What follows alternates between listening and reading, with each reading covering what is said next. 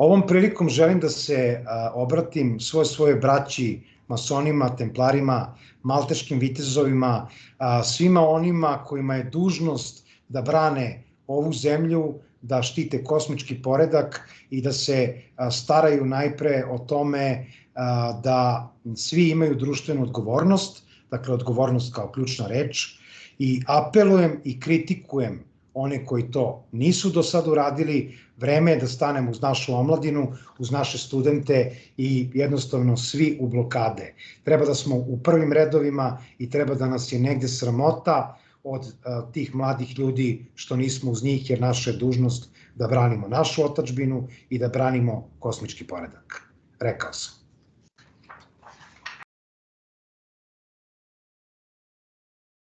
Prihvatio, tako da možemo da krenemo. Так. Здраво на сите, добродојдовте на уште еден подкаст на каналот Татунчо. Поздрав свима, добродошли на још еден подкаст на канал Татунчо. Моје име е Владко, а мој гост по втори пут е Милош Димитриевич. Милоше, добродошao. Bolje te našo, Vlatko. Dobro večer ili dobar dan svima, zavisi kad će se emitovati ova emisija, ali eto, tu smo. Ja za publici i da budemo za da bude ovaj podcast razumljiv za što više ljudi, pričat ću onaj jezik koji što danas je srpski, hrvatski, crnogorski, bošnjački, ima mnogi imena, a mi smo ga zvali srpsko-hrvatski i pričali smo mi kad bi taj jezik bio naš zajednički jezik u 19. stoljeću, bio bi zvan jugoslovenskim i bio bi sasvim normalan danas, ali takva je realnost. Ali mi se dobro razumemo, tako da mislim da možemo kreći. Ja se od napred izvinjavam ako neke padeži, neke stvari kažem pogrešno. Ne, već drugi put sa mnom da se izvinjavaš, nema potrebe. To su nekada bili jugoslovenski jezici naroda i narodnosti, tako da uvažavamo ih kao takve. Tako. Mi smo se dogovorili da ćemo pričati malo o geopolitici, ali ja sam hteo da počnemo od ovo. Bile su neke poravnjavanje planeta prije neki dan i ja sam malo istraživao, bit će ih i 28. februara. Još jedno poravnavanje Saturna, Merkura, Neptuna, Venera, Uran, Jupiter, Mars. S obzirom da si ti astrolog, šta to u stvari znači za planetu Zemlju? Šta znači na geopolitički plan ovo poravnavanje? Da li je to pozitivna stvar ili... Ajmo ovako, znači ja jesam astrolog, ali nisam inženjer astronomije. Znači to je prosto razlika. Što se tiče poravnavanja planeta, kako se kaže, to je prvo jedna geocentrična perspektiva, dakle da mi sa planete Zemlje imamo utisak da su te planete u nekom, ajde da kažem, grupisane tu, najčešće budu oko Meseca, pa prosto budu vidljive sve do Saturna. Uran, Neptun i Pluton ne možemo videti bez pomagala ili nekakvog teleskopa, zato što su one takozvane spoljne planete. Međutim, to poravnanje zapravo se ne dešava kao poravnanje u kosmosu. Znači, mi kada bismo gledali onako sunčev sistem iz perspektive Sunca ili iz perspektive izvan galaksije Mlečni put ili prosto sunčevog sistema, mi ne bismo imali takav utisak. Iz razloga što osa ekliptike ili kretanja planeta je nejednaka. Međutim, iz geocentrične perspektive nama se čini da su te planete grupisane. I one kad su grupisane tako, mi kažemo one su se poravnale. Astrološki gledano, to su planete koje su koncentrisane uglavnom u jednom znaku. Dakle, ili u dva takozvana susedna znaka, pa evo trenutno dok mi obavljamo ovaj razgovor, dakle 1. februar, 19 časova, mi imamo recimo Saturn, Mesec, Neptun, Venera, koji se nalazi u znaku Riba. Znači, to je prosto trenutna pozicija. Isto tako imamo u susednom znaku, kao što sam rekao, nalazi se Sunce, nalazi se Merkur i Pluton. Ono što mi možemo da vidimo golim okom na nebu koje je vedro, jeste najpre prisustvo Merkura, Saturna, Meseca tu kad je noćno nebo u pitanju, Neptun već ne možemo da vidimo i Veneru vidimo. Ako bi neko sada izašao napolje, on bi video faktički Mesečev srp, koji je okrenut otprilike ovako, on je prema gore, tako izgleda, Mesečev srp i iznad je Venera. To je ono što se vidi odmah golim okom. Kada bi bili van grada pa bi videli bolje zvezdano nebo, onda bi su imali prilike da vidimo i Saturna, koji je tu negde mali, i Merkura koji je blizu, dakle on se nalazi u susednom znaku. Sad kad prosto kažemo da se tog 28. dešava to neko ponovno galaktičko poravnanje ili kako ga već nazivaju, šta se dešava zapravo tu? Mi tu opet imamo Sunce, Mesec, dakle imamo opet mlad mesec, imamo Saturna, Merkura, Neptun koji ne možemo da vidimo bez teleskopa i Veneru koja se nalazi u znaku Ovna, dakle pa će i ona izgledati poravnato u tom kontekstu i grupisano tako.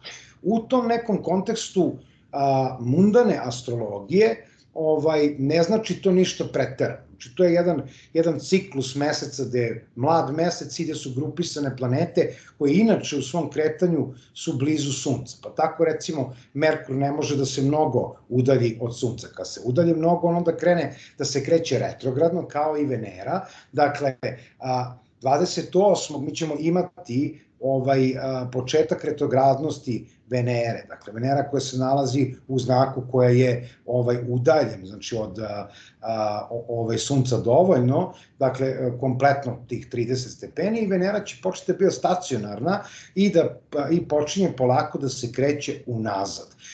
Isto tako ćemo imati kad se Merkur bude udaljio i on će početi da se kreće iz geocentrične perspektive unazad. Te planete, da se razumemo nešto, one se ne kreću unazad. Trenutno je retrogradni Mars, nego prema osi ekliptike, kada bismo gledali sa te geocentrične perspektive, udaljenost ekliptike od Zemlje, dovodi do toga da mi imamo utisak da se planeta, da ona usporava i da se kreće u rikverc, bukvalno rečeno, nazad, dakle u odnosu na Zemlju, ne u odnosu na Sunce. Kad bi gledali Sunčev sistem, sve planete se kreću svojim putem, dakle nema ni jedna se ne kreće zapravo retrogradno.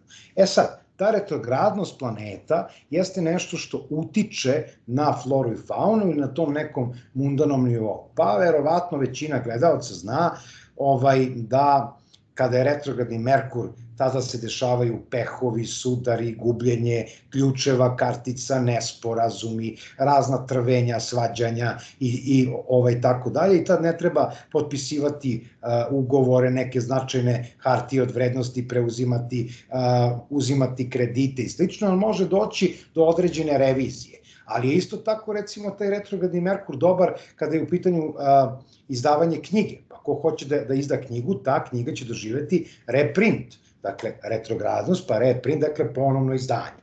I tako svaka planeta, retrogradna Venera koja će prosto krenuti tada, znači šta će usloviti ta retrogradna Venera? Uslovit će vraćanje nekih veza koji nisu do kraja završeni u tom nekom emotivnom planu, dakle pa će se ponovo voditi polemika oko toga. Ili ako postoji problem u jednoj emotivnoj vezi, braku, bilo šta tog tipa, jednostavno tada će ta retrogradna Venera ponovo dovesti do toga da se raspravlja na tu temu.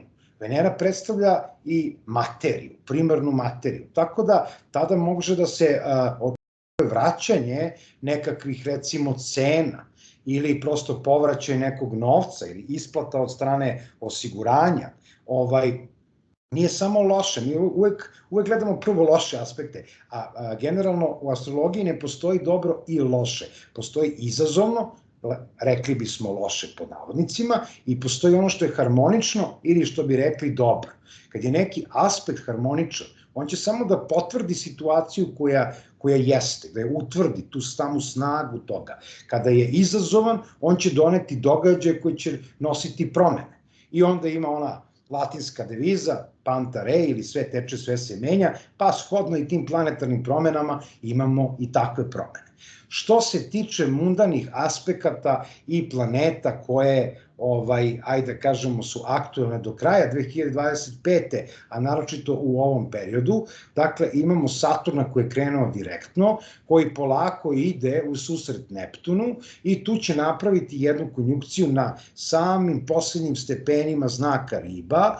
Šta će to prosto doneti? Svaki put kada je konjunkcija Saturna i Neptuna, mi imamo nekakva dešavanja vezana za Rusiju. Nije bitno da li je to u pitanju carska Rusija, pa smo imali 1917. oktobarska, februarska revolucija jeste vezana za tu konjunkciju. Pa smo imali dolazak Lenjina, pa smo imali smrt Brežnjeva, pa smo isto tako imali rušenje Sovjetskog saveza, Gorbačov, sa takvom konjunkcijom. I to je jedan ciklus koji traje 37 godina, dakle dok se oni ponovo ne sretnu u samom zodijaku, umeđu vremenu prave određene aspekte kao što su sekstil, kvadrat, trigon, opozicija, pa ponovo trigon, sekstil, dakle konjunkcija u tih 37 godina i svaki put se tu nešto dogodi značajno vezano za Rusiju. Osim toga, znači obe planete će gotovo u isto vreme u ovoj godini ući u znak Ovna i onda ćemo imati debilitiranog Saturna, dakle Saturna koji se nalazi naspram znaka svoje egzaltacije, dakle u znaku svog izgona, i Neptuna koji će se naći u Ovnu posle mnogo godina. Kad kažem mnogo godina, Neptunu treba 9 godina prođe jedan znak. Dakle, računajte 12 puta 9 i prosto dobit ćete koliko je to godina, dakle više od jednog veka, on nije boravio u znaku Ovna. Takođe, Pluton je ušao u znak Vodolije, konačno osigurao svoj boravak tu na narednih 20 godina. Dakle, Pluton tu donosi određene transformacije. Dakle, on je neki vesnik doba Vodolije koje je negde ispred nas. Imamo mi još 160-180 godina skoro do doba Vodolije zbog precesione tačke, ali s druge strane sama planeta Pluton najavljuje narednih 20 godina ispit za čovečanstvo koje će ono unapred da padne. Dakle, ono sve što smo negde sabirali, skupljali svih ovih potonjih decenija, maltene kompletan 20. vek, učinit će to da od otkrića Plutona, od 1930. godine, kada je Pluton astronomski otkriven, mi imamo pojavu nuklearne energije, cepanja atoma, ali atomske bombe, razaranja, nuklearnih katastrofa, hladnog rata, znači svega što je prosto doneo Pluton, naš nacizam, fašizam i kompletno stradanje, holokaust i tako dalje, sve to bilo u tom okviru Plutona. Pluton je na krajnjim stepenima Jarca zapravo doneo Sjedinjenim Američkim Državama Plutonov povratak. To je njihov prvi Plutonov povratak u njihovoj istoriji, dakle 1776. Kada su i, da kažem, konstituisane Sjedinjene Američke Države, to je donelo jednu vrstu transformacije. Taj Plutonov povratak je vezan za 2024. godinu i kao što znamo imamo sada administraciju republikanaca, administraciju Donalda Trumpa koji jeste vesnik tog Plutona u Vodolije. Evo možemo da vidimo na osnovu poslednjih događaja kakve rezove i kakve mere uvodi Trump. Dakle, za samo, reklo bi se, 10 dana vladavine, on je maltene učinio više stvari nego Biden za kompletnu sopstvenu administraciju. Dakle, šta će sve tek da uradi Trump u narednih nekoliko meseci pa i nekoliko godina, prosto biće značajno za kompletnu Ameriku i ta transformacija Sjedinjenih Američkih Država, vraćanje na ono kada je bila opozicija, dakle, samog tog Plutona, dakle, tamo negde oko, dakle, 6 znakova kada se našao Pluton na krajnjim stepenima raka, pošto Amerika jeste rak, i tu je bila jedna značajna transformacija, tako da to je pre nekih 120 godina. Znači, tada se Amerika transformisala ponovo zbog te opozicije. Pa smo imali 1929. godinu veliku ekonomsku krizu, isto je bila vezana i za Uran i za Pluton. Upravo iz tog razloga ja sada najavljam jednu transformaciju u Sjedinjenim Američkim Državama naročito, a kako su oni, ajde kažemo, među prve 3 sile sveta, svakako, ako računamo Kinu, Rusiju, eventualno Indiju tu negde, oni će doneti veliku promenu na tom nekom svetskom nivou. I evo već sutradan Trump se sprema da potpiše određena carinska dokumenta, čime će povećati carinske dažbine za uvoz, odnosno za izvoz onih firmi koje su u Americi, a koje faktički šta rade, dakle, izvoze, odnosno imaju jeftinu radnu snagu u drugim zemljama trećeg sveta. Dakle, to je onako jedan vrlo riski potez, reklo bi se, ali on time pokušava da vrati osnovne proizvođače i proizvodnju u Ameriku, dakle da bi povećao zaposlenost ili smanjio nezaposlenost običnih Amerikanaca i time dao nekakve poreske olakšice firmama koje posluju u Sjedinjenim Američkim Državama. Isto tako, znači, taj Pluton, on će svakako doneti jednu vrstu transformacije Rusije, bez obzira i na Saturn i na Neptun o kojima sam već pričao, tako da će Rusija proširiti svoju teritoriju. Ona jeste vodolija ribe. Dakle, Saturn je trenutno u ribama. I onog trenutka kada uđe u konjunkciju sa Neptunom i u Ovnu, sigurno će doneti te neke granice, jasno postavljene granice, bedeme, kasarne, vojna uporišta i sve to, ali će Pluton doneti širenje teritorije. Dakle, svakako će jedan deo Ukrajine faktički pripasti Rusiji i zato očekujemo da u 2025. godini, vrlo brzo, pa možda čak i u neka 2-3 meseca, se potpiše ta neki mirovni sporazum ili bit će ta neka mirovna konferencija koja se tiče toga. Ja sam najavljivao to već da će biti u Turskoj. Ja negde i mislim, osim ako ja ne budem rešio onako bez lažne skromnosti da to bude u Srbiji, odnosno u Beogradu, ali kako za sad stvari stoje u Srbiji, teško da će se održati i Expo 2027, a ne mirovna konferencija u jeku ovih poslednjih dešavanja. Ono što je meni iznenadilo je da ja sam očekivao, kao što je najavljivao Trump, da nakon njegovog izbora da će da on staviti sav akcent na Ukrajini, a vidjeli smo da Ukrajina još nije ništa okončana, a da se smirio Bliski istok, da se smirio Izrael-Palestina. Ja to nisam očekivao, ali se to desilo. Kako ti objašnjavaš to da se Izrael-Palestina baš smirilo nekoliko dana prije inauguracije?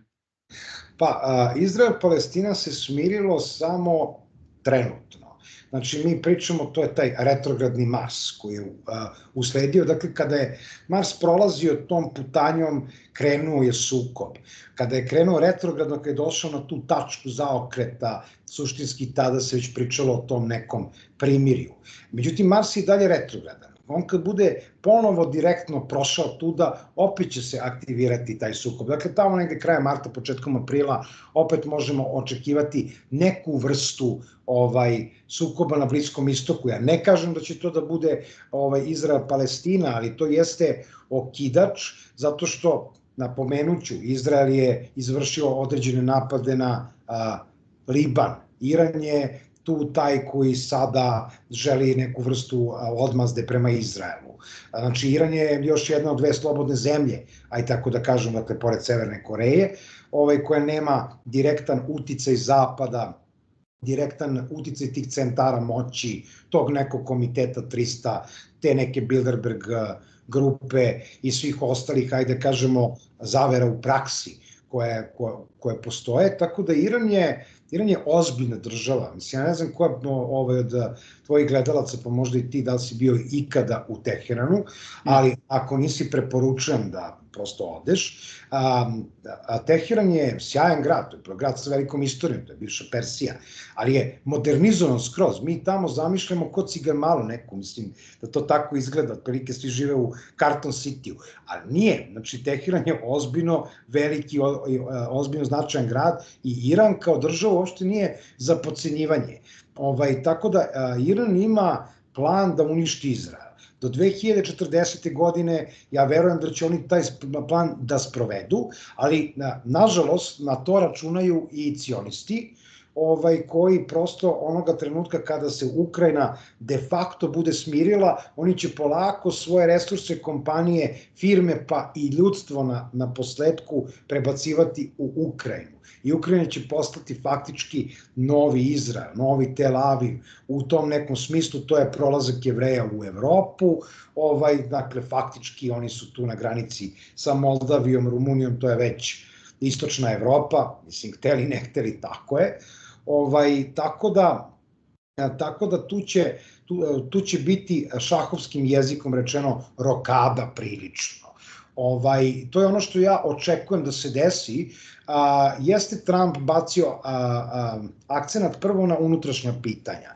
Imenovao je Richarda Grenella za specijalnog izaslanika za rešavanje tih spoljnih sukoba.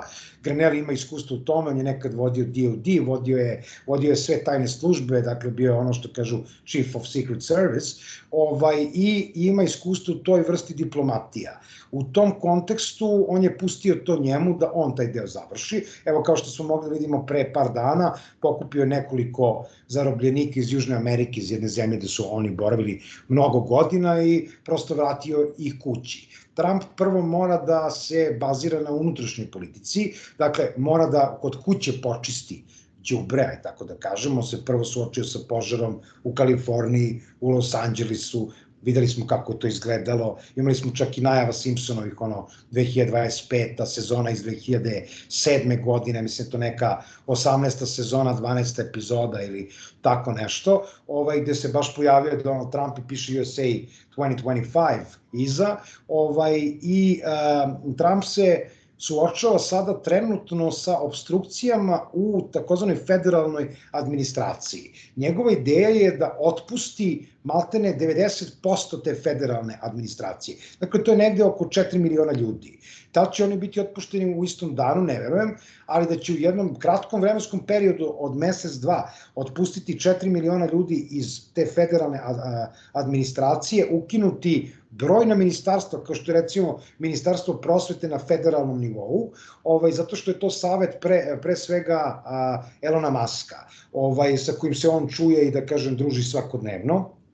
I ta vrsta osovine Elona Muska kao jednog progresivnog urana, pošto uran je još jedna planeta koja u 2025. godini ulazi u drugi znak, dakle menja znak, izlazi iz bika, ulazi u znak blizanaca i donosi šta? Donosi jednu vrstu modernizacije u kontekstu prevoza, komunikacije, školovanja, dakle sve ide u tu priču modernizacije, digitalizacije, to je ono što već negde mi osjećamo kako nam se život pretvara polako, jedno digitalno polje s ovom veštačkom ili umjetnom inteligencijom, kako kome drago, dakle artificial intelligence, i AI kroz ChatGPT, kroz Gemini, kroz druge engine, jednostavno postaje sastavni deo naših života.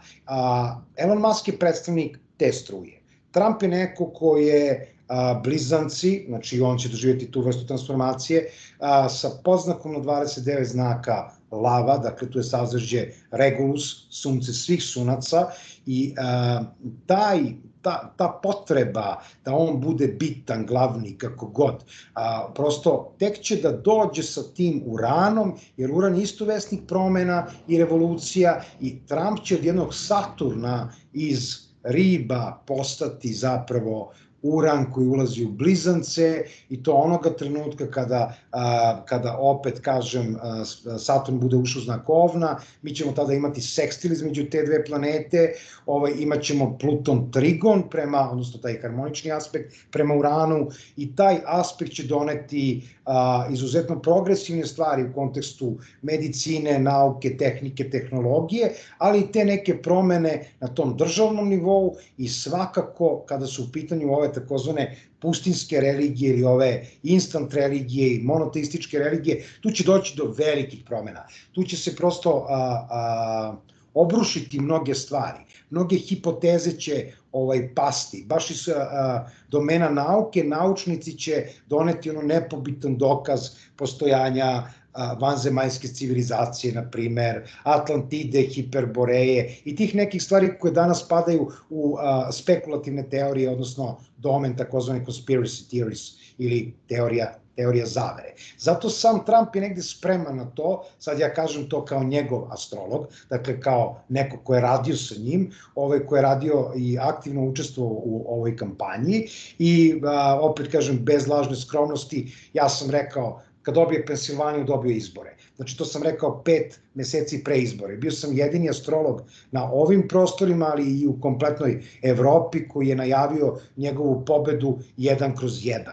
Iz razloga što sam prosto dobro proračunao određene aspekte i kad bi trebalo gde da se nađe, kako da se pojavi i tako dalje. Tako da njegov tim je to odradio, recimo, savršeno, uz neke moje manje savete, da ne dajem sebi ulogu prosto raspućina, jer to nisam, ali da, definitivno ja sam uzeo učešće u to iz razloga što verujem da je to transformacija Amerike koja će morati da uslovi i transformaciju Evrope, koja je sad trenutno na brisanom prostoru, koja jednostavno ekonomija puca, Nemačka je pod strašnim pritiskom, vrlo velika, inflacija je u Austriji, mnoge evropske zemlje će jako loše proći u ovoj godini upravo iz tog razloga, što dakle nemaju dovoljno resursa da bi prosto branili svoju monetarnu politiku, tu će biti gasna kriza, naftna kriza na pomolu i u Srbiji zbog ovih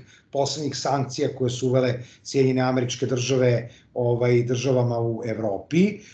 Međutim, kod nas je malo druga priča. Lagarija ovog našeg faraona Aleksandra Vučića je dovela do toga da njegovo sedenje na 2 ili čak 3 stolice, kažem, Rusija, Amerika, Evropska unija, ostavi i njega, ali i Srbiju na jednom brisanom prostoru, tako da sada i ovi protesti koji su trenutno u Srbiji su oličenje pre svega jedne svesti kod mladih ljudi, to je taj Pluton u Vodoliji, težnji ka slobodi, ali i kažnjavanju, što dakle radi Saturn u znaku riba, on je prosecutor, jednostavno on kažnjava i traži da sistem kazni one koji su radili nepravedno. Pa u to ime ja ću ovako marketiški da pokažem, dakle ovo je pozdrav svim mojim dragim prijateljima, dobrim ljudima u Srbiji, ali i u zemljama u okruženju, dakle svi u blokade, zahtevi studenta nisu ispunjeni i on mora da padne.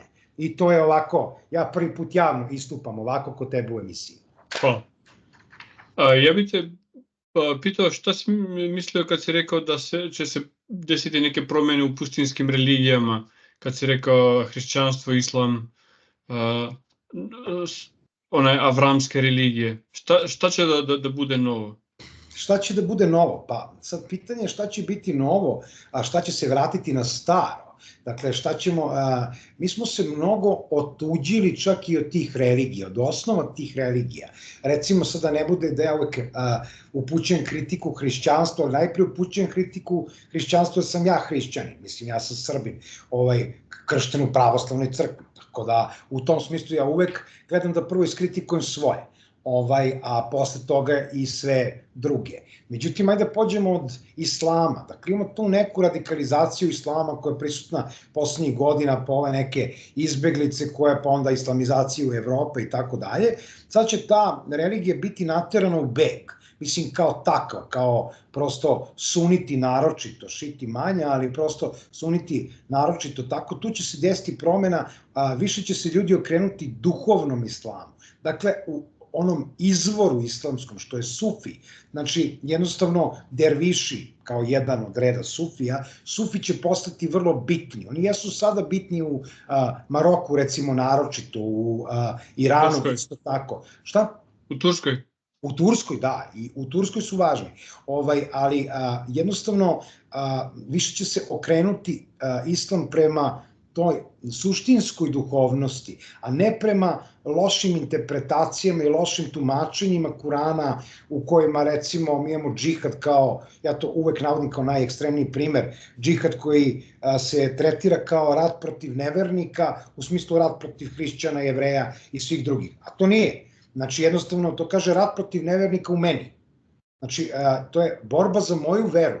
Ja prosto iskušavam sebe ili prosto Allah koliko je milostiv iskušava vernika na taj način da on bude jači u veri, da bude bolji u veri, da bude bolji čovek u prevodu. Znači, jednostavno određene interpretacije verskih knjiga će doći ponovo kao znak pitanja i određena filozofska i gnostička učenja će izaći ovih narednih, ajde da kažemo, od prvo tih 7 godina, a onda i tih 20 godina. Dakle, doći će do te transformacije tih pustinskih religija. U kontekstu hrišćanstva, hrišćanstvo će morati da se suoči sa pokušajem države Vatikan ili Rimokatoličke crkve da izazove još jedan krstaški pohod. I ja verujem da će se većina primiti na to, dakle i krenuti da isteruju islamiste i generalno pripadnike islamske veroispovesti iz Evrope, pošto su ih nakrcali onako dobro i u Nemačku i u Švajcarsku i u Francusku. Francuska je već izgubljena bitka i tako dalje, i onda će krenuti tim povodom. Što se tiče treće religije, dakle to je judeo-religija ili prosto judaizam i sve što se naslanja na to, dakle imat ćemo jednu transformaciju države Izrael, ali prosto i ti pravoslavni, ortodoksni zapravo jevreji, nacionalisti će preuzeti mnogo toga i sam vratit će se Tori, manje će biti okrenute ka Talmudu. Dakle, vratit će se na gnosticizam, jer to je potrebno, ta transformacija je potrebna, jer mi smo se otuđili od prirode, od sami sebe, ljudi su se otuđili, postali su broj, postali su brojevi telefona, postali su brojevi neki drugi, mislim, jednostavno to je to. Da li ovo što si pričao o Trump znači da će ta močvara napokon biti isušena? To što nije uspeo u prvi mandat da će sad da ostvari, i da li u stvari je našao tu vezu sa zdravim dio duboke države i da će mu oni pomoći da to ostvari? Te 4 milione otpuštenja koje se pomenuo. To jeste duboka država, taj federalni deo, da kažem, to jeste, on tu vidi duboku državu. Ja sam sklon da sumnjam da će on uspeti da očisti baš sve. Ne verujem da će očistiti baš sve. Ali ono što sam negde siguran jeste da je on vrlo dobro izanalizirao. Njega je ta duboka država koštala prošlog mandata. Dakle, setimo se kad je bio impeachment i sve ostalo. Duboka država je to izazvala. Duboka država je dovela Bajdena. Duboka država je pokrenula određene procese, ratove i sada sve ovo i znači dovela čitavu priču u ekonomsku krizu. Znači čitavu Sjedinjene Američke Države i veliku nezaposlenost u prosto ekonomsku krizu. Međutim, šta se tu dešava? Znači Trump, ja verujem da će onda otpusti nekih, pa nek bude 4 miliona, nek bude i 3 miliona ljudi je mnogo. Međutim, on će da ukine određene službe, čak je najavio ukidanje FBI-a. Kao što možemo da vidimo u poslednjih, da kažemo, 10 dana, šta je on tačno uradio? On je napravio jednu analizu i izbacio jednu hipotezu koja dovodi sada do te sinteze. Dakle, da krajnje troškove Sjedinjenih Američkih Država mimo Sjedinjenih Američkih Država. Dakle, sve je zaustavio. Finansiranje svih nevladinih organizacija, kompletno, da kažemo, civilnog društva od strane Amerike. USAID je zaustavio te projekte, jer nema kontrolu nad njima, da bi za 3 meseca, koliko je dao, oročio, dakle, na 90 dana, on će da posle tih 90 dana postavi nove headquartere, dakle, nova predstavništva USAID-a, jedno je namenjeno recimo za Beograd, kao prosto centar Balkana, to će biti USAID za Balkan. Dakle, više neće ići preko AmCham-a, Američke privredne komore, neće ići preko ambasade, on kaže da to ne može da kontroliše, neće ići preko nekih eksternih organizacija.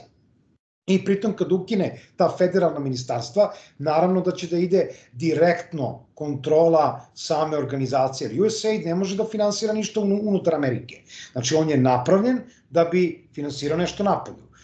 A pritom je to varijanta hobotnice. Dakle, on je sprega između State Departmenta, CIA, ambasade, spoljne politike i privrede Amerike. I onda jednostavno zato je on bitan da postoji. Ali on sve stopira na tih 90 dana.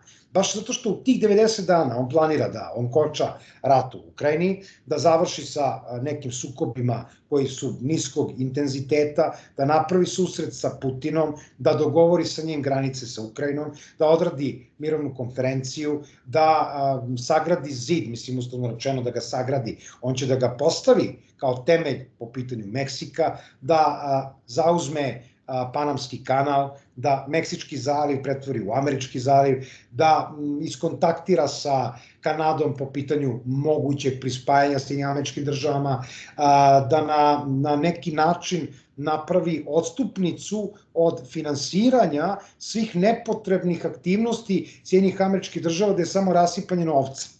I onda će da kaže u redu, mi imamo interese tu, to treba da finansiramo. I on tako postoje stvari, što je on biznismen, on nije političar, on interese vidi u profitu, vidi u prosto novcu. On kaže svaki Amerikanac treba da ima ćurku na stolu za Thanksgiving Day, tako. Znači svako treba da prostavi u svom domu koji mora da ima struju, grejanje, dobre uslove, dobro školovanja, dobar zdravstveni sistem. Zašto? Jer on prosto razmišlja kao čovek, on razmišlja kao čovek biznisa. I on kaže čemu sve to ako ne postoji taj esencijalni minimum života, a ne preživljavanja.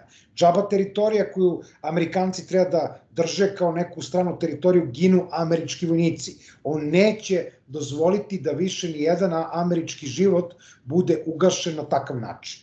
Znači da prosto neko pogine za džabe, što bi rekli. Tako da, zato je on u stvari vesnik tih promena. On najavljuje Sjedinjene američke države koje su bile pre 1929.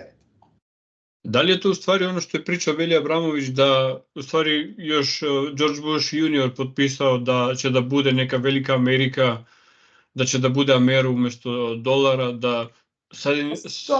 Znaš šta, ja jako volim profesora Velju Abramovića i mi smo često u kontaktu i ovako smo prijatelji. Sad ja ne bih licitirao sa nazivima nekih stvari, mislim, da li će nešto da se zove Amerum ili kako već, ide se na jedno ukrupnjavanje svega, da naravno što kad je u pitanju to tržište kriptomoneta, recimo, ili kad je u pitanju tržište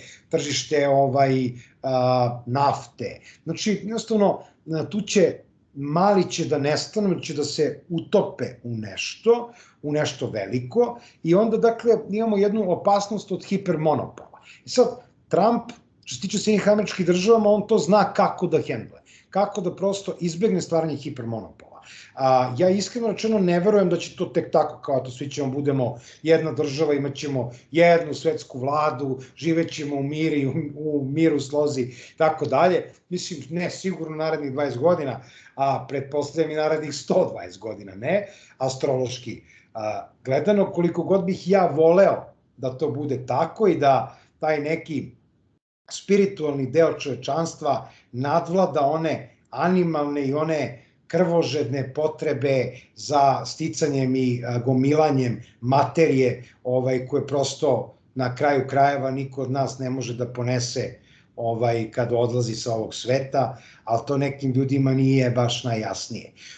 Da bismo svi realno mogli da živimo i u harmoniji, i u miru, i u slozi, da nije potrebno da gomilamo neka sredstva, da neko tamo nema, da imamo dovoljno resursa da možemo da živimo harmonično, čitav svet, ali jednostavno u cilju eksploatacije običnog čoveka i pravljenja robova od običnih ljudi, mi imamo upravo da ta duboka država, ta vlada i senke i tako dalje, raspisuje određene agende kroz Davos, kroz Bilderberg, kroz neke druge sisteme i prosto nameće nam to potrošačko društvo. Jedini način, i ja bih voleo da ovi protesti koji su trenutno u Srbiji, dakle protesti mladih ljudi, omladine, studenta, pa i ne samo u Srbiji, oni se šire sada polako putem drugih evropskih država, prosto liče delimično na one proteste 96. 97. u Srbiji, ali i 68. u čitavom svetu. Da to dovede do osvešćivanja tih mlađih generacija koje će da preuzmu kormilo. Ali jako je teško računati da sada neko ko ima 22-3 godine stane na kormilo jedne države, koliko god bio samosvestan. Znači, mnogo je teško iz razloga što ga ovi stari neće uvažavati, neće gledati jednakim sa sobom. Malo je nas koji će reći, vidite, deco, svaka vam čast. Uradili ste pravu stvar, ono što mi nismo mogli, što nismo umeli, što smo na neki način izdali vas, izneverili nas, vi ste nam pokazali koliko ste zreli. Ja to prvi kažem. Znači, prosto moja generacija je u tom smislu mrtva, samo im to nisu javili, odnosno nam nisu javili, a ove nove generacije tih klinaca, ja imam nekako veru u njih, imam veru da oni mogu da duboku državu potpuno sravne. Ne sada, za jedno 10-15 godina da.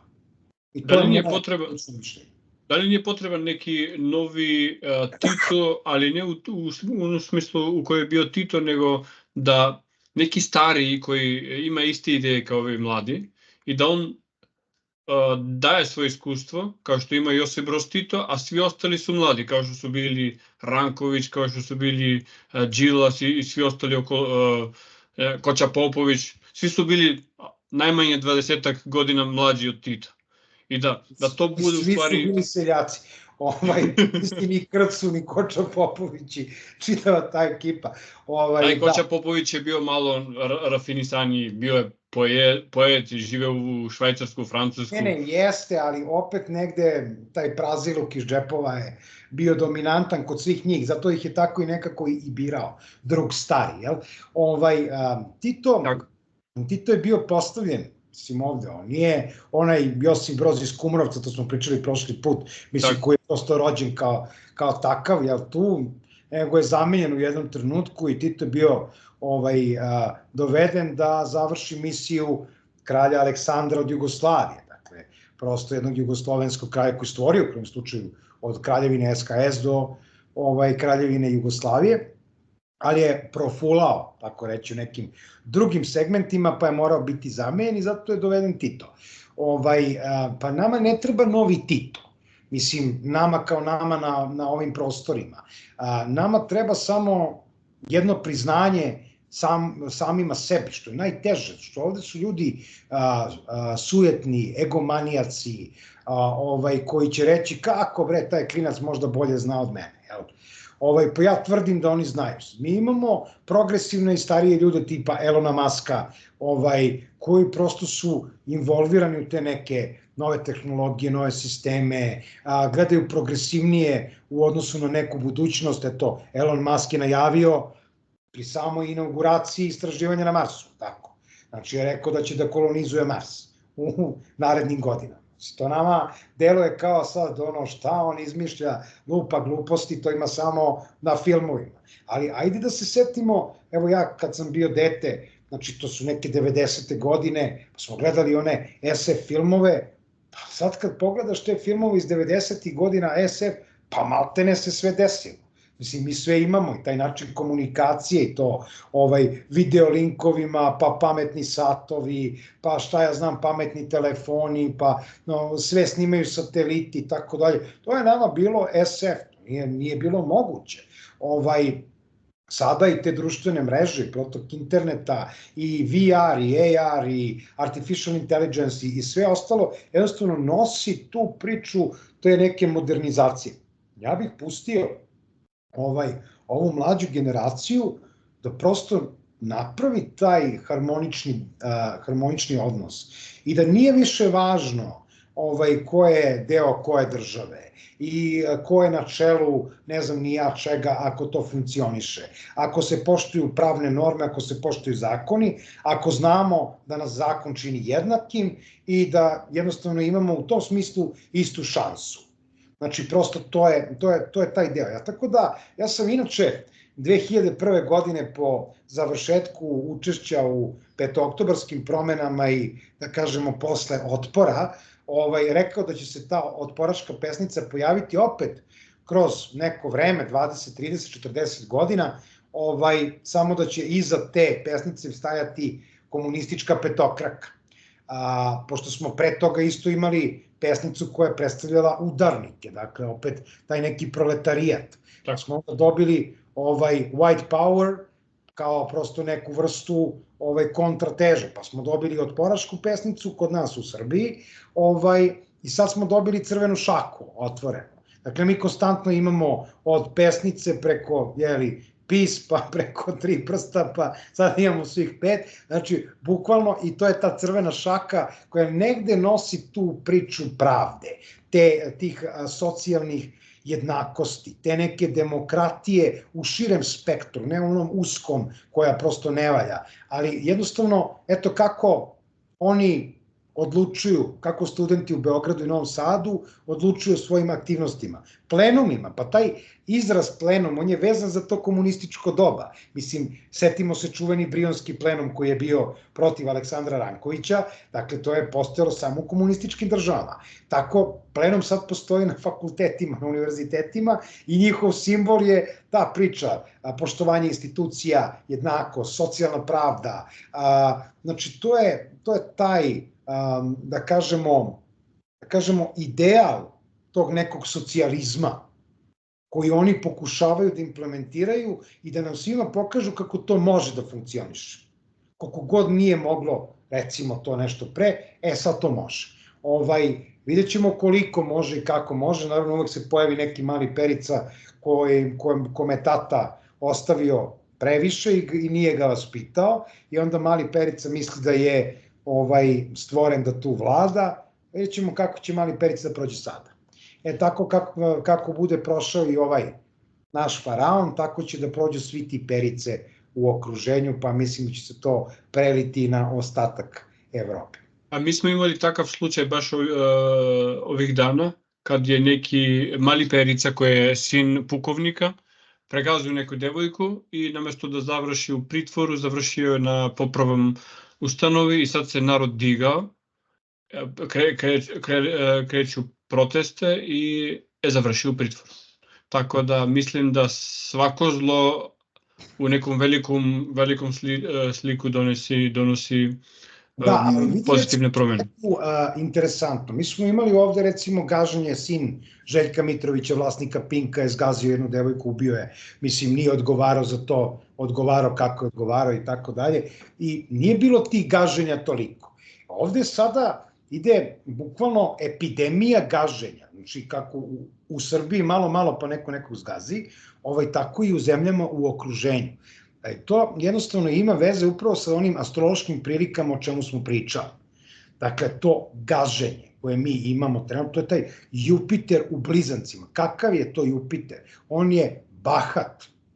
Znači, takav je kakav je, to je Mars u znaku raka. I on šta radi? On je isfrustriran. To su isfrustrirani građani, muškarci, često mamini, tatini sinovi, znači jednostavno koji su to, sin pukovnika, koji su negde isfrustrirani tom činjenicom što ne mogu da budu veći od svojih roditelja, muškarci najčešće, ali jednostavno bahatost, to tako ponašanje sad, ne znam, vozim auto od 300.000 evra ili od 2 miliona ili nebitno šta i onda, eto, ja neću stajem na pešačkom prelazu, pa onda prođem tako, pa zgazim nekog, pa ništa, meni niko ne može. Taj sistem, to se kažnjava. Šta to kažnjava? Pa kažnjava taj Saturn iz Riba. Znači, Saturn kvadrat Jupiter, on će da ga kazni. Znači, jednostavno, izbacit ćemo na površinu tu frustraciju kroz Marsa, on će da reaguje kako će da reaguje, nezrelo, i onda će da ga kazni na takav način, a kaznit će ga narod. To ja inače kažem ovde ljudima, Aleksandru Vučiću kome je sada Saturn na suncu, mi smo taj Saturn, taj narod koji se digao, ti studenti, mi smo njegov Saturn, mi njega mučimo, maltretiramo, znači njemu nije dobro sad od ovoga svega, on se trese, ali se ne trese samo on, znači trese se bilo ko u regionu, sutra će se to desiti u Hrvatskoj. Hrvatska uvek kaska za Srbijom u tom kontekstu tih socijalnih dešavanja. Naprednija je u kontekstu ekonomije, ne znam, prodaje svoje imovine Evropske unije i slično, ali s druge strane uvek kaska. I onda mi sad kad prosto gledamo ono kao Slovenija koja je ono 20-30 godina ispred svih u tom kontekstu uređenja, i tamo počinju ljudi da se bune. Znači, tamo su se za vreme COVID-a ljudi pobunili, ja mislim da to bio prvi put u istoriji Slovenije da se digla ono frka tamo. Tako da, ja negde smatram da ti socijalni nemiri i sve to što će da se tek dogodi, jednostavno protiv tih neprosvećenih vladara, s jedne strane, a s druge strane i protiv tih monoteističkih religija. Jer mi recimo ovdje imamo sada patrijarha koji je onako izrekao bezmalo jednu opasnu glupost. Znači, on je izrekao da su studenti koji su na ulicama antihristi, da je Vučić veliki svetosavac, on veliki vernik. Sa jednom takvom hipotezom izlazi patrijarh koji bi trebao da bude umniji, mudriji, zreliji, staloženiji, i on izlazi s tim. Znači, to već jednostavno okreće jedan ogroman broj srpskog življa koje vuku studenti, a podsjetit ću, studenti vuku i srednjoškolce, i mlađu braću i sestre, i očeve i majke, i tetke, i strine, i ujne, i dede i babe, jer niko neće da prosto dozvoli da mu neko gazi unuku, unuka, sina, ćerku, šta god. Znači, neće dozvoliti to. Zato će narod stati uz to. To su indeksi kad ustanu, tako mi to kažemo, kad ustanu indeksi, to je studenti, to je najopasnije. Jer to je mnogo teško za kontrolisati. Nijedna vlast to nikada nije mogla da kontroliše ovde u potpunosti. I studentski protest 96. i 97. je doneo lidere kao što su Čedomir Antić, Čedomir Jovanović, dakle, ljude koji su Srđan Popović, Dejan Randžić, Ivan Andrić, znači otporaše, taj protest je uslovio stvaranje otpora. I otpor je uslovio, opet kažem, promene 2000-te ili prosto zamene, a i tako da kažem, to nije isposlovano dobro, nikad se nije desio 6. oktobar. Ali ovo sad imamo priliku za taj popravni. I ovaj Pluton pruža mogućnost svim državama na Balkanu, i Makedoniji, i Albaniji, i Crnoj Gori, da položi popravni ispit i da negde ustanovi taj poredak pravde. To je ono što je bitno. Bitno je da onog trenutka kada Jupiter, a to je za nekih 6-7 meseci, uđe u znak raka, gde je on egzaltiran, nije više debilitiran, on će tražiti tu potpunu pravdu. I mi ćemo prosto morati da implementiramo zakone i da ih poštujemo. Ajmo malo pričati o Rusiji, jer to je drugi dio Ravenke. Svi mi na Balkanu hoćemo da budemo mali Rusi, da gledamo sa simpatije ka Rusima, svi smo pravoslavci i tako dalje. Svi i dalje pijemo Coca-Colu sa Rusima, kad ih sretnemo pričamo engleski i gledamo westerne ili gledamo američke filmove, ali smo svi za Rusije. Kako objašnjavaš taj fenomen? Ja mislim da je to napravljena takva slika, to kao Rusi braća. Rusi kao Rusi, njih pola uopšte ne zna gde je Srbija, gde je Makedonija, ne interesuje ih to, ni najmanje, mi smo za njih neka smešna tačka. Druga polovina Rusa znaju, poštuju i neki procenat voli, zato što ta njihova istoriografska škola kaže da su oni došli sa Balkana. Dakle, to negde njima prapostojbina. Su oni faktički preko Kavkaza prešli, otišli tamo gde su sada i došli sa Balkana. To su ti staroverci. Što se tiče samog pravoslavlja, srpsko pravoslavlje je to svetosavlje, kako god, nije uopšte u rangu sa ruskim. To je nešto sasvim drugačije, jeste, ima sličnosti mnogo, ali u samom kanonu postoji značajne razlike. Kao što u krajnjem slučaju postoje velike kanonske razlike između Grčke pravoslavne crkve i Srpske pravoslavne crkve ili Ruske pravoslavne crkve. Da li je to kao pravoslavni narod, pa mi treba da budemo braća? To je nama nametnuto. ja ne mislim da tu postoji iskrena emocija. Uvek kad su države u pitanju, emocija uopšte ne treba postoji. To je samo interes. Kad je narod u pitanju, postoji neka vrsta empatije u smislu sličnosti u temperamentu ili sličnosti u tom nekom verskom smislu. Međutim, Rusija kao Rusija je ogromno jedno prostranstvo. Mi vidimo Rusiju kroz Moskvu, Podmoskovlje, San Petersburg. Ok, možda su ti ljudi okrenuti ka nama, ali Ruse čine i države poput Dagestana. Tamo mene niko ne zna gde je, kakva Srbija, koja Makedonija, kakva Bugarska, mislim o čemu pričamo, o 3 zemlje koje su tu negde na tromeđi, koje su uvek bile deo ruskog interesa. U krajnjem slučaju, Rusi su najpre svoj interes, kao i dan danas, na Balkanu regulisali kroz Bugarsku. Onda su stvorili Makedoniju, pa su kroz Makedoniju, kao republiku. A Srbija je uvek bila usmerena ka Rusiji, osim za vreme Milana Obrenovića, koji je više koketirao sa Austro-Ugarskom nego sa Rusijom, ali ja ću podsjetiti, i to podsjećam i ovaj narod ovde, Rusija nikad nije Srbiju do kraja podržala. Ona je podržala onda kad je njoj bilo u interesu. Kad god je mogla da nas ostavi na cedilu, ostavila nas i na cedilu. Čak postoje određene diplomate srpske, da im sada ne pričamo ko su, šta su, iz nekog prethodnog vremena, iz 18. 19. veka, dakle, koji su se žalili, čak tražili od Napoleona da interveniše prema Rusiji, da Srbija ne bi postala ruska gubernija. I to je ono što je bilo bitno. Tako da ja ne mislim da postoji taj odnos Rusa prema Srbiji, Makedoniji, Bugarskoj, koji je bratski u pravom smislu te reči. To je više kao da imaš nekog daljeg strica tamo, nekog daljeg ujaka, koga si video 3 puta u životu možda ili on tebe, pa kao da mu se obratiš za pomoć. A on kaže može, ali vidi, to možda dobiješ sledeće godine, ne mogu sada i moraš da mi vratiš za to i to vreme s tim interesom. Otprilike tako, nije zelenaš, rođak je, ali prosto pomoći će onako nevoljno. To je negde. Sad što smo mi okrenuti? Pa okrenuti smo zbog mitologije, istorije, te priče panslovenstva, koja nam je, opet kažem, negde podvaljena. Mislim, i ta priča hrišćanstva nam je podvaljena. Ja ne mislim da je u izvornom obliku da smo mi toliko bliski. Uopšte siguran sam da nismo, jer prosto ja imam dobre konekcije u Rusiji. I poznajem čak i one delove Rusije koje su zabačeni gde ljudi ne znaju gde je Srbija, ne znaju gde je Makedonija. Nikad nisu čuli ni za Beograd, ni za Skoplje, ni za Sofiju, ni za bilo šta u tom kontekstu. Pa kao neka pravoslavna zemlja, ti vidiš u tim delovima Rusije ima mnogo muslimana, mnogo ateista i dalje komunista, čak oni koji misle da je Staljin i dalje živ.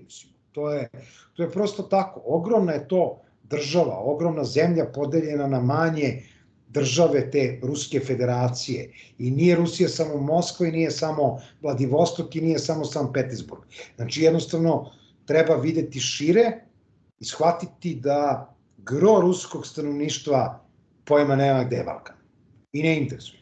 Ja ću da ispričam jednu istorijsku anegdotu kad je Crvena armija ušla u Srbiji i su radili ono što su radili i u Poljskoj i u Rumunskoj, znači silovali su, pravili su lupali, uzimali, otimali, silovali, da. I kad su se jugoslovenski partizani opreli toga, bilo je poplaka kod Staljina da šta ovi sad se zamišljaju da ne daju nam da pravimo ono što smo radili i prije. I niko to ne pominje sad, kao Rusi, evo, braća. Pa da, ali to je to što ja kažem. Oni su imali interese, a ruski vojnici kojima je to bilo dozvoljeno negde, prosto su smatrali da imaju pravo na to.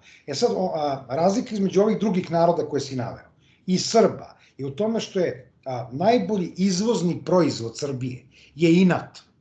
Taj srpski inat je neverovatan, ne postoji nigde na svetu ta vrsta inata i Srbin će da uradi više od svakoga iz inata. I taj inat prema Rusima, to nećeš, to moje. Znaš, Turci su znali da vladaju Srbijom samo zato što su popuštali. Oni su shvatili da Srbinu moraju da dozvole kneza, da dozvole veru, da dozvole da prehrani porodicu, da popuste harače, da bi vladali. Onog trenutka kad su mnogo zakinuli, kad su mnogo stegli, desila se buna na Dahiji. I pao je Beograd.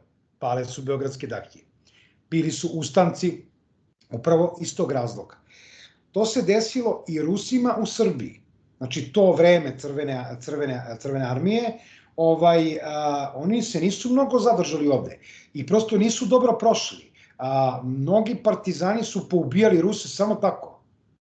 Baš iz tog razloga nisu dozvoljavali da pljačkaju, siluju, maltretiraju lokalno stanovništvo. I ubili su ih. Meni je deda pokojni pričao. Znači, on je bio sve vreme u Beogradu za vreme rata i kaže kad su upali Rusi, on je lično ubio 7 pripadnika Crvene armije. I nije bio dobar ni sa Nemcima, ni sa Gestapom, kaže da je jednostavno bio dobar s Milanom Nedićem, da ga je poznavao, pa je u tom smislu bio okej s njim, ali generalno nije voleo Crvenu armiju. On kaže, meni Rus kaže, ja tebe oslobodim. A on ga, kaže, izbaci iz kafane i šutira ga, pošto je držao kafanu, i šutira ga i onda, kaže, kad su mu došli njih trojica, on ih ubije. Odmah. Kako su ušli na vrata, kaže, ja odmah ih ubijem. Tako da, u tom smislu ne postoji ta vrsta bliskosti. Znači, prosto, niti Rusi uvažavaju zemlje na Balkanu. Niti vole, niti uvažavaju, naravno što ne kao sistem. Pa evo, mislim, Putin sad neće se javi ovom nepomniku, odnosno faraonu. Zašto? Zato što ga je izdao kad je u pitanju NIS. Pokušao je da bude Josip Broz Tito. Pokušao je da bude Mihajlo Obrenović. Pokušao je da sedi na 3 stolice. I onda su mu se sve 3 izmakle. Znači, Trump ga ne podnosi, Trumpova administracija ga ne vidi uopšte kao bitnog, zato što je on doveden od demokrata. S druge strane, Putin koliko mu je davao za pravo, koliko mu je davao na važnosti negde i stopirao neke stvari, su shvatio da hoće da ga opljačka preko NIS-a, a Evropska unija ćuti. A što ćuti? Pa zato što čeka da vidi šta će sa tim Expom da bude i taj Expo, ja iskreno rečeno imam informacije da će se održati u Italiji, da će možda biti samo koprodukcija u Srbiji, i da to ne može se završi onako kako je započeto, kako je planirano od tih radova preko svega, niti ovi protesti će da prođu, neće, oni će da traju i dalje i obstruirat će sve. Tako da Vučić je u tom smislu sada isto što i svi drugi istom tom Vladimiru Putinu i prosto ruskoj administraciji. Možda čak i u nepovoljnijem položaju jer je negde dozvolio da se Rusi varaju. Tako da razočarati Ruse znači imati odmazdu, kao što će Švajcarska sigurno u jednom trenutku imati odmazdu Rusa za fašizam i nacizam u Drugom svetskom ratu, tako će prosto i ovaj režim ovde ostiti vrlo brzo kaznu koja će uputiti Ruska federacija. Kad si pomenuo Evropu, da li je Evropa ona najkolateralna šteta onome što se dešava u svetu, jer Amerika se okrenula. Više nema cenzuri na socijalnih mrežama. Videli smo da je Facebook platio 25 miliona dolara Trumpu za to što mu ukinula nalog, a u Evropi još uvek smatraju da je zelena agenda u redu, woke agenda u redu, da uvek, ako spasu Evropu, spasit će ceo svet sa Greta Thunberg i sve ostale stvari koje se dešavaju. Što u stvari se dešava u Evropi, u Evropskoj uniji? Pa vidi, što se tiče same Evropske unije, Evropa astrološki gledano je prikazana bikom. Dakle, mi sad trenutno imamo poslednjih 6,5 godina, imamo prolazak Urana, koji donosi transformacije, revolucije i sve ostalo, kroz bika. S druge strane, Uran se trenutno nalazi na vrlo blizu nekoliko teških fiksnih zvezda. Najpre to je Andromeda, okovana devojka. Potom ide Algol, ili Kaput Algol, ili glava Gorgone Meduze. Nakon toga idu sestre Plejada. Evropa u tom smislu će proći najgore u ovoj ekonomskoj krizi, jer Uran je doneo tu ekonomsku krizu. On je prosto doneo problem zapadne neoliberalne ekonomije, bankarskog sektora, finansijskog i generalno u Evropi. Zato je Nemačka u ovom trenutku u problemu, nestane dnevno 250 firmi. Nemačke banke su u problemu. Austrija ima najveći stepen inflacije, mnoge firme odraze u bankrot, čak stare firme 40. i 50. godina koje su bili onako veliki brendovi, završavaju svoje karijere ili se prodaju ili bankrotiraju. A Evropu, da kažemo, drže te germanske zemlje najviše, plus Francuska, koja ima svoje izazove, koja je negde onako lav, gde Pariz je taj strelac. Sad, šta se dešava tu? Dakle, Saturn iz Riba ima kvadrat prema tom strelcu s jedne strane, a s druge strane taj Uran kompletno Evropu dovodi do problema ekonomskog, nemaštine, nezaposlenosti, nestašice. I tek onog trenutka kad uđe u blizance, tek tada ćemo imati rasplet u Evropskoj uniji. Rasplet u kom kontekstu? Pa recimo Italija, koja s jedne strane Italije su blizanci, s druge strane su ribe, Italija će da izađe iz Evropske unije. Onda neke druge zemlje, poput Poljske, isto tako, oni će da uđu u neke sukobe sa Evropom. Mađarska, isto tako, imamo Viktora Orbana koji negde drži taj svoj kurs. Evropa mora da doživi transformaciju. Evropska unija, ovu koju mi poznajemo poslednjih 10-15 godina, već nestaje. Znači ona se već transformiše. I Macron je u nekim poslednjim obraćanjima to i najavio, te neke krugove, pa jedan prvi krug, pa drugi, pa treći, šta znam. Dakle, tu već dolazi do transformacije. Drugo, jačaju nacionalni pokreti. Ono što možemo da vidimo u Nemačkoj, što možemo da vidimo u Austriji, u Španiji, u Italiji, te nacionalne struje, nacionalne političke opcije jačaju. Dakle, mi imamo sad okretanje, jer to će doneti Saturn u ovnu. Znači, onoga trenutka kad Saturn bude kročio u ovna, mi ćemo imati jačanje nacionalnih pokreta, jačanje nacionalnih politika, dakle, iz mundializma i globalizma ka tom centralizmu i tom nekom nacionalnom socijalizmu. Pa do klasičnog socijalizma ili čak neke vrste komunizma koja će biti propagirana narednih 9 godina od 2025. Evropa tu mora da prođe čelično kupanje. Ja negde verujem da će, nažalost, da se desi taj rat u zapadnoj Evropi, Nemačka, Francuska, ne između te dve zemlje, nego između muslimanskih struktura i hrišćanskih struktura, tih nekih pseudovojnih, terorističkih, šta znam, na verskim osnovama. I to je ono što će da uslovi te religijske promene. Evropa će biti dalje, baštinit će svoju istoriju, svoj identitet kroz to hrišćanstvo koje je prosto deo, ajde da kažemo, modernog evropskog identiteta. Tako da svakako će to da donese izuzetno teške događaje u narednih nekoliko godina, a ova godina će biti posebno teška za Evropu. To će se tek videti tamo negde septembar, oktobar, kada prosto nacionalne ekonomije budu u potpunoj krizi ili objave negde čak i države bankrot i onda će se tu, padaće vlade, pala je vlada u Nemačkoj, u Austriji smo imali prošle godine istu krizu, pala je vlada u Srbiji, pašće i druge u Francuskoj, u Španiji. Znači to su političke krize, to su krize koje će trajati čitavu 25. godinu. A kako će da bude uloga Vatikana u ove stvari, jer si napomenuo da će to da bude religiozni rat između hrišćanstva i islama? A oni i sada njihova uloga, s jedne strane gledamo inkluzivni kapitalizam koje je Papa Francisco se negde naslonio ili najavio kroz onaj Big Reset, jel? Agendu 2030, i onda taj inkluzivni kapitalizam jeste njegova kao ideja, njegova agenda, odnosno agenda Vatikana.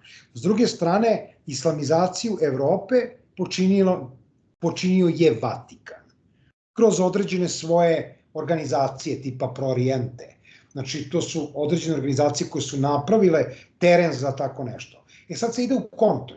Sad tu kad krenu teroristički napadi, da kažemo, napadi islamista, islamskih negde fanatika unutar evropskih država, što se polako priprema taj teren, onda će Vatikan da kaže, dosta je bilo. Ajmo sad, novih krstaški pohod, idemo da zauzmemo Jerusalim, idemo da izbacimo ovaj islamski šljam napolje, da završimo jednom za svagda s njima, evropski identitet je hrišćanski, svi hrišćani pod istu kapu, pod isti krst i tako dalje. To će biti njihova uloga. To je prosto njihova uloga, plus taj finansijski moment koji je kod njih mnogo važan i oni to ne kriju, za razliku od ove naše firme koja ne plaća PDV, koja je prosto zakonom oslobođena PDV-om Srpska pravoslavna crkva, koja prosto sve je tako, ruke im u rukavicama, puni su im usta duhovnosti, ispiraju usta s Hristom, a tu ima više lopova i biznismena nego što Vatikan može i da zamisli. Kad si pomenuo to da jedna interesna stvar oko Trumpa, kad je on položio zakletvu, za razliku od prvog puta, ovog puta je položio zakletvu na neku familijarnu Bibliju.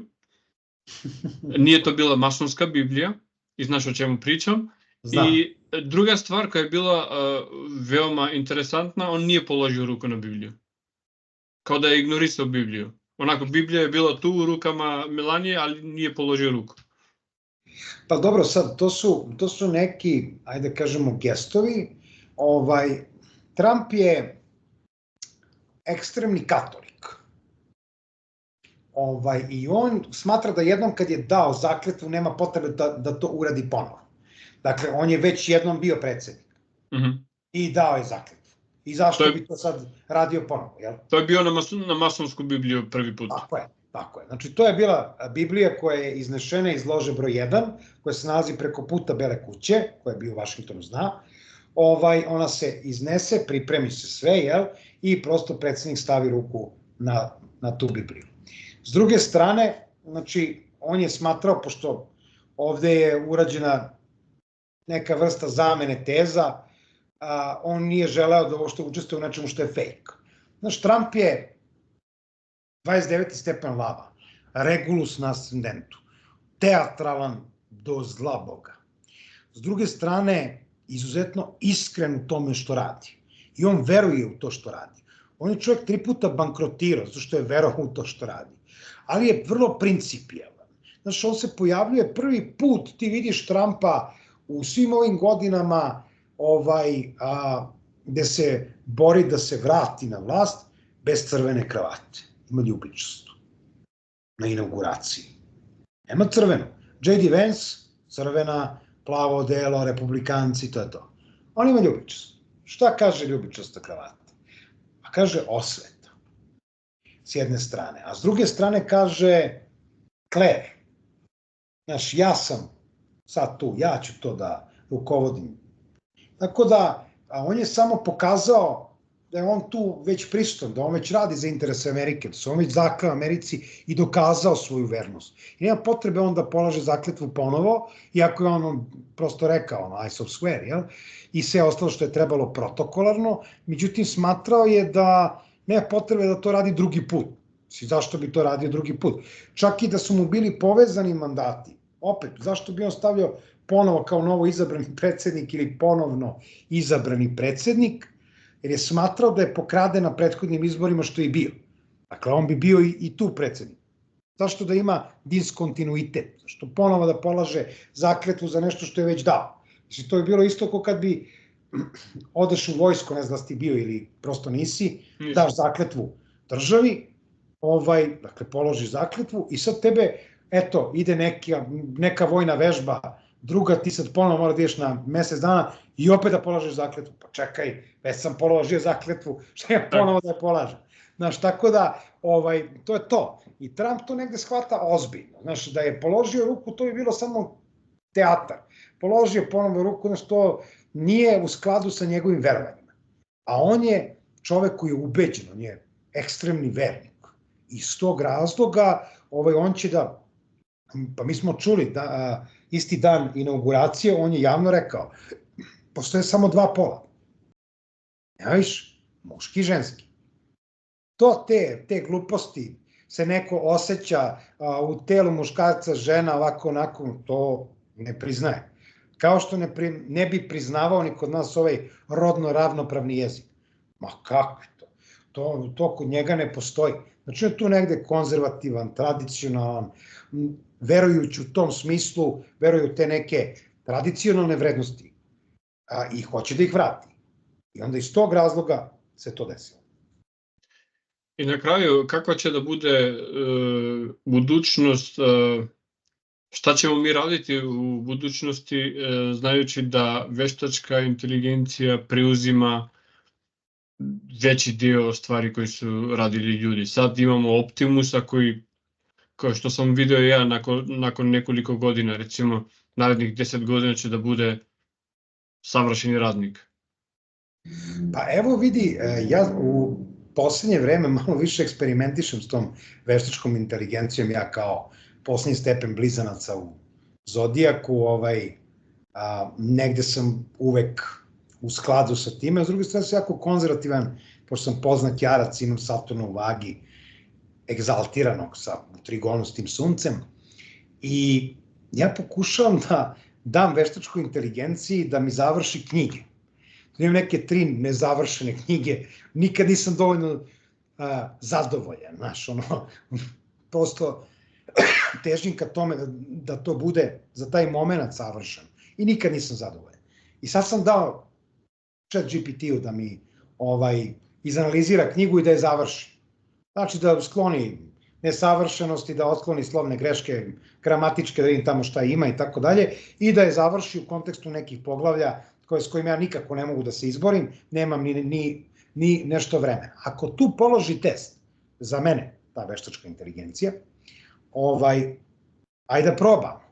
Mislim, s obzirom da ona dobro razvija proizvodne procese, da sad ti recimo zadaš, hoćeš da proizvedeš nešto, ona ti izračuna u minut, u sekund, optimalno vreme, radi optimizaciju procesa, mehanizacije, svega drugog.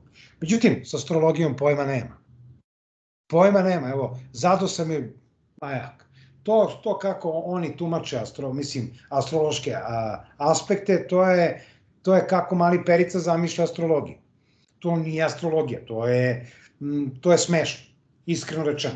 Tako da, za moju profesiju ja sam siguran da narednih 15 godina, a možda i pola veka, ta veštačka inteligencija ne može da uznapreduje. Zašto? Zato što određene profesije, pa recimo nastavnici u školama, profesori, ti sad kad pogledaš, ta veštačka inteligencija, ona će sigurno više da zna od svih tih nastavnika i profesora. Sigurno bi rekao, pa mislim, to je bolja priča, svako ima svoju veštačku inteligenciju koja će 101 da nas uči, jel tako? Međutim, šta veštačka inteligencija ne može da pronikne?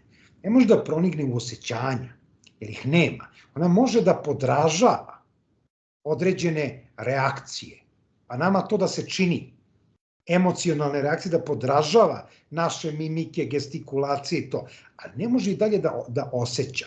Onog trenutka kad bude počela da osjeća, ona neće biti veštačka inteligencija, ona će biti prirodna.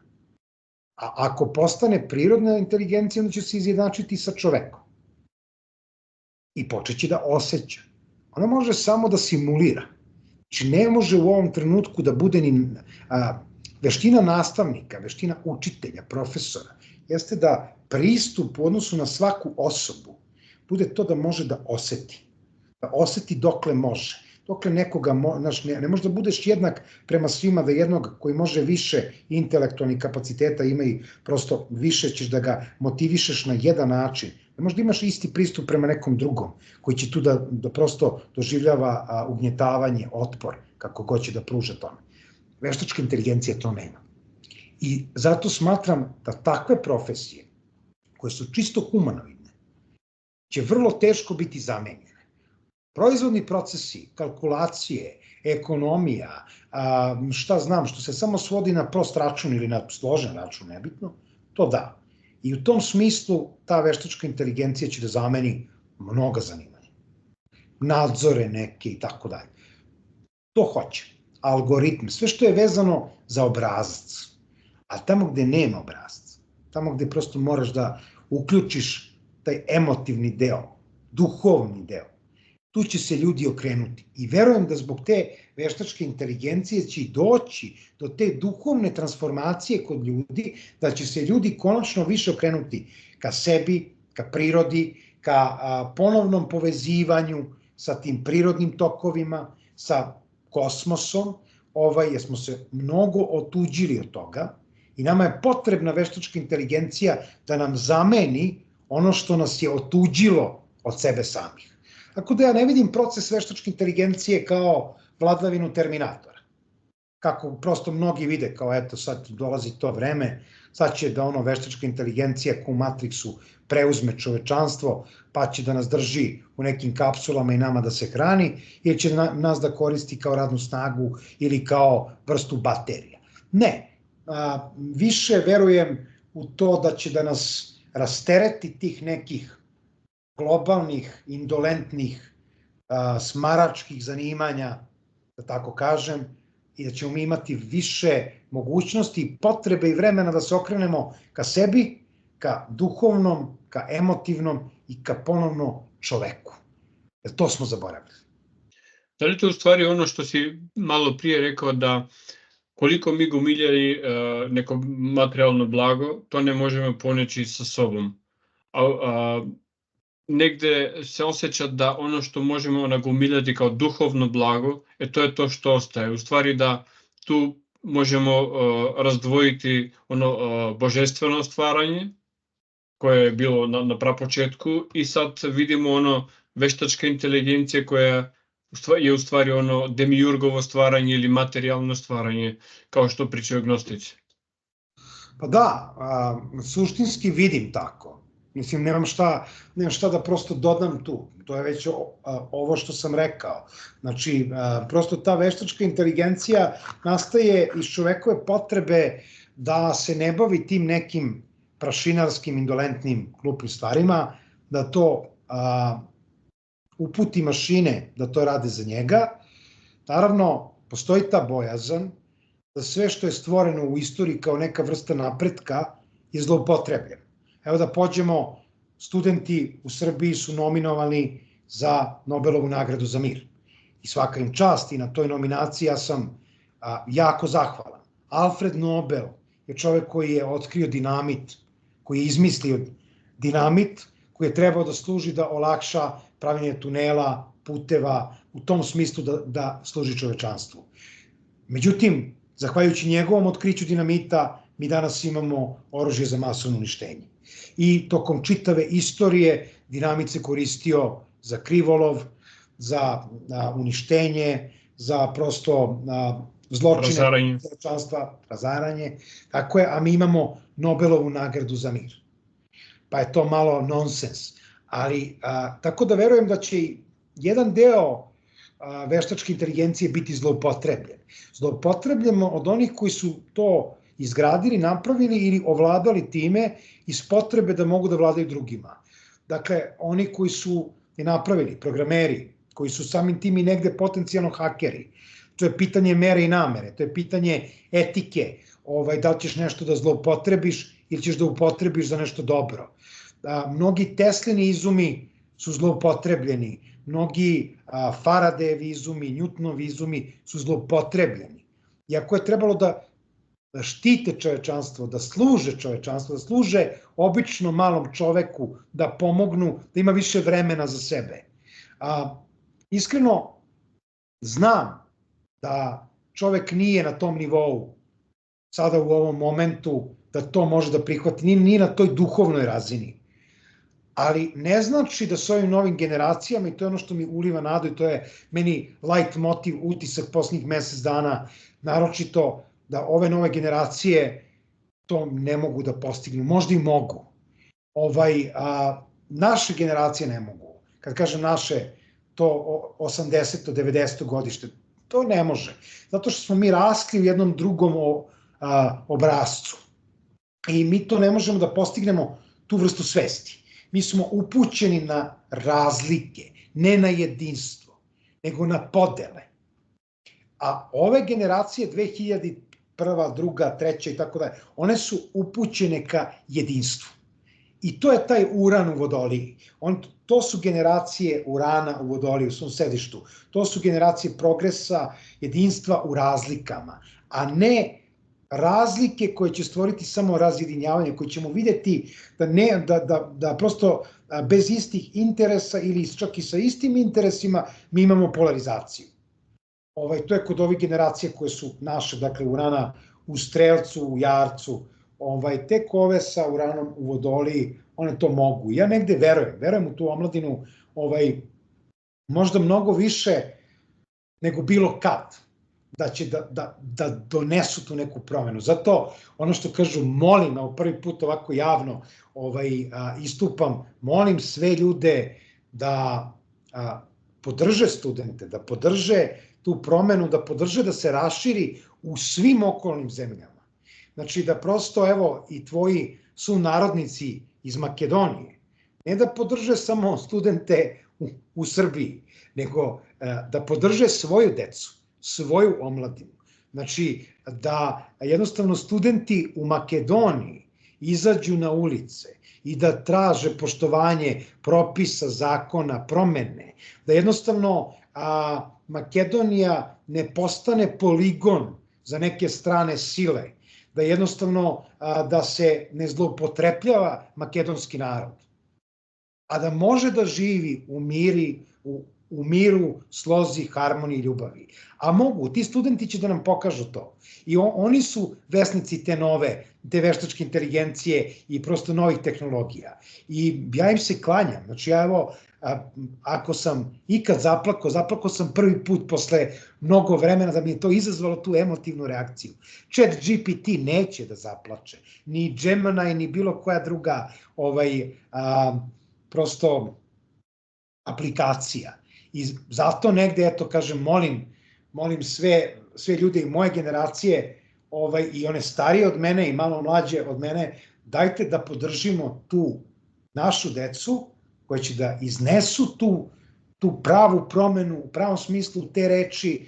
Ajte, kad mi nismo mogli da uradimo za njih, da pustimo njih da urade i za nas i za sebe. Eto, to je neka moja poruka prosto svima koji gledaju tvoj podcast. Miloše, hvala ti. Molim, hvala i tebi i evo još jednom da zamolim, nikome nije naterao na ovo, ja opet kažem, meni je to više iz srca i eto, molio bih te da ako možda staviš negde hashtag dole, to je nešto što će svakako doprineti promenama na ovim prostorima. Naravno. Sve dobro.